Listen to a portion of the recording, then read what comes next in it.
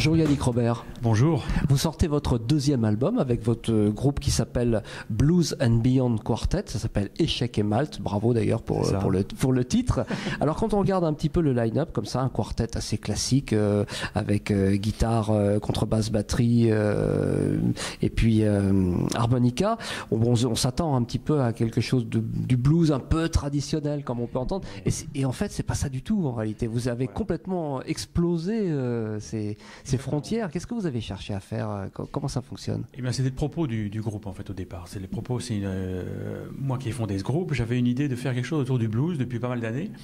Et puis en 2009, je crois, ou 2010, j'ai rencontré Sébastien Charlier, qui est l'harmoniciste du groupe, qui a la particularité de non seulement de posséder tous les codes du blues sur son instrument, mais bien au-delà aussi, parce qu'il il improvise sur des grilles de jazz sans problème et sur toutes sortes de musique. Donc on s'est dit qu'on allait faire quelque chose ensemble, et c'était le moment venu de mettre en application cette idée. Alors, comme je connaissais Dominique Di Piazza, donc, parce qu'on s'est croisés plusieurs fois, notamment dans une école qui se trouve à Nancy, qui s'appelle le Music Academy International, on avait déjà joué ensemble une fois. J'ai appelé et ça l'a branché, donc on a fait l'histoire ensemble, et lui jouait avec Johan Schmid, il nous a présenté Johan qui était un jeune. Et voilà, c'est parti comme ça. Voilà. Et vous avez, il y a le problème de la distance, donc vous êtes tous sur Paris, comment ça se passe? Pas du tout, alors Sébastien est à Rennes, mais il est très mobile, il se déplace beaucoup. Oui. Dominique est dans le sud, il se déplace également énormément, et puis Johan est entre la Savoie et la région parisienne. Donc, il y a plus simple quand même, mais bon, oui. si on y arrive. Comment est-ce que vous avez travaillé pour la composition de ces thèmes? Quelle est votre méthode? La méthode, c'est simple en fait, c'est qu'on arrive avec des morceaux qu'on a conçus les uns les autres.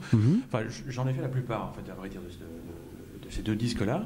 Sébastien en a fait aussi une bonne partie. On arrive ça, et puis soit le thème est écrit complètement, et puis on donne les partitions aux musiciens qui font de toute façon, qui brodent toujours dessus, bien au-delà de ce qu'on pourrait imaginer, ce qui est formidable. Et soit il y en a un ou deux qu'on a fait en collaboration, Sébastien et moi. C'est-à-dire qu'il a apporté une idée mélodique sans rien d'autre, et moi je l'ai harmonisé derrière, et j'ai fait les structures, et donc c'est vraiment des thèmes faits à deux. Ah oui, c'est un univers vraiment original qui dépasse complètement les frontières du blues, ce qu'on peut entendre dans les groupes de blues traditionnels. C'est le but, exactement. J'ai envie de dire, c'est bien réussi.